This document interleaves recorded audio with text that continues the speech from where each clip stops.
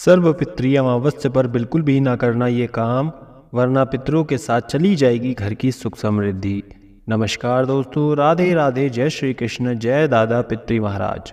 दोस्तों, आश्विन मास की कृष्ण पक्ष की अमावस्या तिथि को सर्वपितृ अमावस्या कहते हैं। हिंदू धर्म में सर्वपितृ अमावस्या तिथि को सभी अमावस्याओं में सबसे श्रेष्ठ माना गया है। इस दिन पितृ अपने परिजनों से विदा लेते हैं। इस दिन सभी पितरों का श्राद्ध किया जाता है। साथ ही जिन पितरों की मृत्यु तिथि के बारे में कोई जानकारी ना हो या किसी कारणवश आप पितृपक्ष में पितरों का श्राद्ध नहीं कर पाए हो, तो सर्वपितृ अमावस्या के दिन तर्पण और श्राद्ध कर्म कर सकते हैं। धार्मिक मान्यताओं में सर्वपितृ अमावस्या का विशेष महत्व होता है, इसलिए इस दिन पूरे नियम और विधि विधान का पालन करना होता है।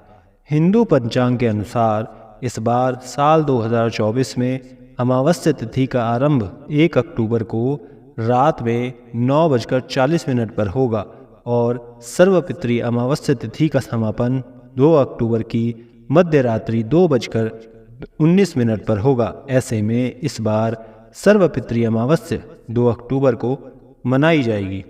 साथ ही दोस्तों, आप सभी को ये बता दें कि इस बार सर्वपितृ अमावस्या पर सूर्य ग्रहण भी लगने जा रहा है। सूर्य ग्रहण का आरंभ जो होगा वो 1 अक्टूबर को रात में ही 9:40 पर होगा और रात में 2 अक्टूबर की मध्य रात्रि 3:17 पर सूर्य ग्रहण समाप्त हो जाएगा। इसके अलावा सर्वपितृ अमावस्या पर पितरों का श्राद्ध शुभ मुहूर्त में करना सबसे उत्तम माना गया है। वही कुतुब मुहूर्त की बात करें तो कुतुब मुहूर्त सुबह 11:45 से दोपहर 12:24 पर होगा। इसके अलावा रोहिणी मुहूर्त दोपहर 12:34 से दोपहर 1:34 तक रहेगा। साथ ही अपराह्न काल की अगर बात करें तो अपराह्न काल दोपहर 1:21 से दोपहर 3:43 तक रहेगा। इन मुहूर्तों में पितरों का श्राद्ध तर्पण पिंडदान करना सबसे उत्तम माना गया है। साथ ही दोस्तों, आपको सर्वपितृ अमावस्या पर कुछ विशेष बातों का ध्यान रखना बहुत ज़रूरी है। कुछ ऐसे कार्य होते हैं जिन कार्य को भूलकर भी सर्वपितृ अमावस्या पर नहीं करने चाहिए। अगर आप इन कार्यों को सर्वपितृ अमावस्या पर कर देते हैं तो आपके पितरों की विदाई के साथ साथ आपके घर की सुख समृद्धि भी आपके पितरों के साथ ही चली जाती है, जिससे आपके पितृ आपसे नाराज हो सकते हैं और आपको पितृदोष भी लग सकता है। इस वीडियो में हम आपको बताएंगे कि सर्वपितृ अमावस्या पर तर्पण करने की विधि क्या है और इस दिन कौन से वो कार्य हैं जो बिल्कुल भी नहीं करने चाहिए। लेकिन उससे पहले अगर आप भी चाहते हैं भगवान श्री हरि विष्णु और पितृ महाराज का आशीर्वाद आप सभी पर सदैव बना रहे, तो हमारे इस वीडियो को लाइक ज़रूर करें, चैनल को सब्सक्राइब कर लें और कमेंट बॉक्स में 3 बार जय श्री हरि विष्णु, जय दादा पितृ महाराज पूरे श्रद्धा भाव से लिख करके अपनी हाजिरी ज़रूर लगाएं। हम प्रार्थना करेंगे कि आपके घर में सुख समृद्धि बनी रहे। तो चलिए सबसे पहले जान लेते हैं कि सर्वपितृ अमावस्या पर तर्पण करने की विधि क्या है। सबसे पहले आपको इस बात का विशेष ध्यान रखना है कि आप जिस स्थान पर तर्पण करने जा रहे हैं उस स्थान को गंगा जल से शुद्ध करें।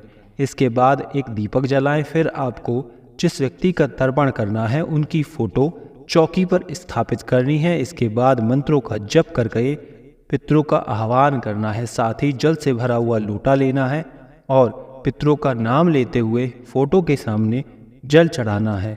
घी, दूध और दही को साथ में मिलाएं और फिर उसे जल में अर्पित करें। इस दौरान तर्पयामी मंत्र का उच्चारण करना है। फिर पिंड बनाएं और उसे कुश पर रख के जल से सींचें। इसके अलावा पितरों व पूर्वजों को उनके प्रिय भोजन का भोग लगाएं। अंत में पितरों को श्रद्धांजलि अर्पित करें। पशु पक्षियों को भोजन कराएं और अपनी श्रद्धा अनुसार ब्राह्मणों को दान दक्षिणा जरूर दें। तो ये थी सर्वपितृ अमावस्या पर तर्पण करने की संपूर्ण विधि। आइए अब जान लेते हैं सर्वपितृ अमावस्या पर क्या नहीं करना चाहिए। पहला, सुबह के समय ना करें श्राद्ध। सर्वपित्र अमावस्या के दिन भूलकर भी सुबह या फिर रात के समय श्राद्ध कर्म या फिर तर्पण नहीं करना चाहिए। पितृपक्ष में श्राद्ध हमेशा दोपहर के समय ही किए जाते हैं। दोपहर के समय किए गए श्राद्ध व दान का फल अक्षय मिलता है। साथ ही इस दिन किसी के साथ भी बुरा व्यवहार नहीं करना चाहिए और ना ही बड़े बुजुर्गों का अपमान करना चाहिए। नंबर 2, ना करें इन चीज़ों का सेवन। श्राद्ध में चरखा, मांसाहार, बैंगन, प्याज, लहसुन, बासी भोजन, सफ़ेद तिल, लाल तिल, मूली, लौकी, काला नमक, उड़द, कुलूथी, सत्तू, जीरा, मसूर की दाल, सरसों का साग, सरसों की पत्ती, चना, काला जीरा, कचनार, खीरा आदि चीज़ों का सेवन करना वर्जित माना गया है। यदि कोई व्यक्ति सर्वपित्री अमावस्या पर इन चीज़ों का सेवन भूल से भी करता है तो पितृ नाराज हो जाते हैं। नंबर 3, लोहे व स्टील के बर्तन। सर्वपित्र अमावस्या के दिन भूलकर भी लोहे व स्टील के बर्तनों का उपयोग ना करें।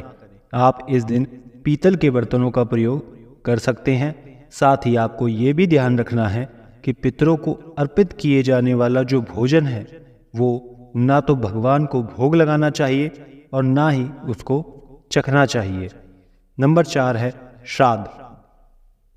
अगर घर में बड़ा पुत्र है तो छोटे पुत्र को श्राद्ध कर्म या तर्पण नहीं करना चाहिए। अगर पुत्र नहीं है तो पत्नी को श्राद्ध करना चाहिए। अगर पत्नी नहीं है तो भाई श्राद्ध कर सकता है। यदि एक से ज़्यादा पुत्र हैं तो बड़े पुत्र को ही श्राद्ध कर्म करना चाहिए। अगर इस नियम से श्राद्ध नहीं किया जाए तो भी पितृ नाराज हो सकते हैं।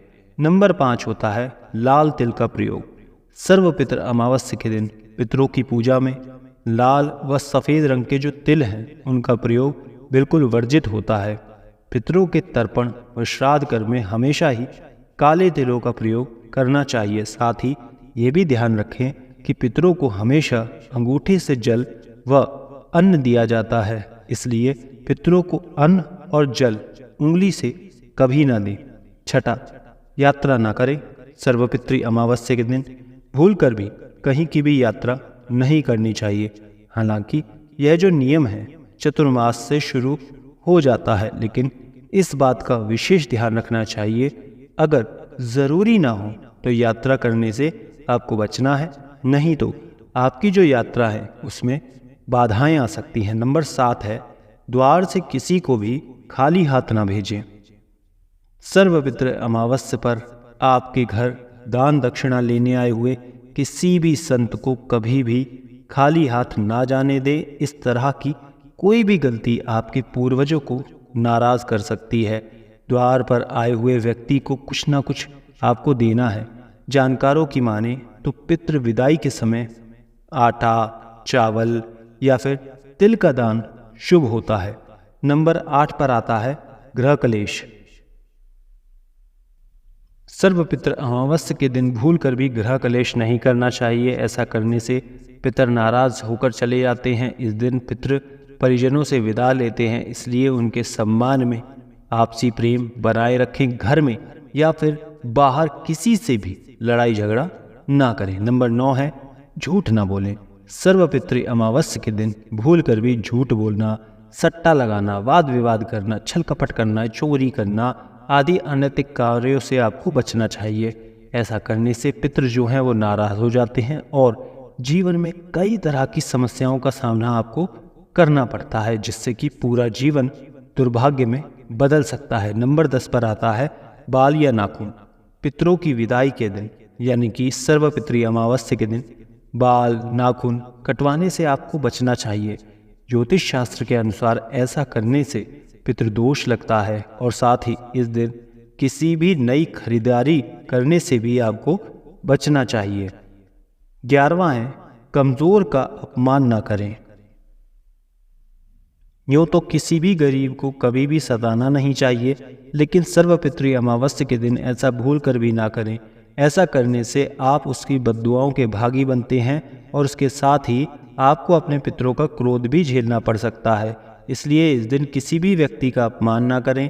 इसके अलावा इस दिन गाय, कुत्ता, कौवा, चींटी को भी रोटी और दाना दें। ऐसा करने से आपको शुभ फलों की प्राप्ति होती है। तो दोस्तों, ये थे वो कार्य जो भूल कर भी सर्वपितृ अमावस्या के दिन आपको नहीं करने चाहिए। अगर वीडियो अच्छी लगी हो तो वीडियो को लाइक और शेयर ज़रूर करें और अपने चैनल सत्य सनातन इंस्पिरेशन को सब्सक्राइब करके बेल नोटिफिकेशन को ऑल पर सेट कर लें, ताकि आपको हमारी आने वाली हर एक नई वीडियो का नोटिफिकेशन सबसे पहले मिल जाए। वीडियो देखने के लिए आपका धन्यवाद। राधे राधे।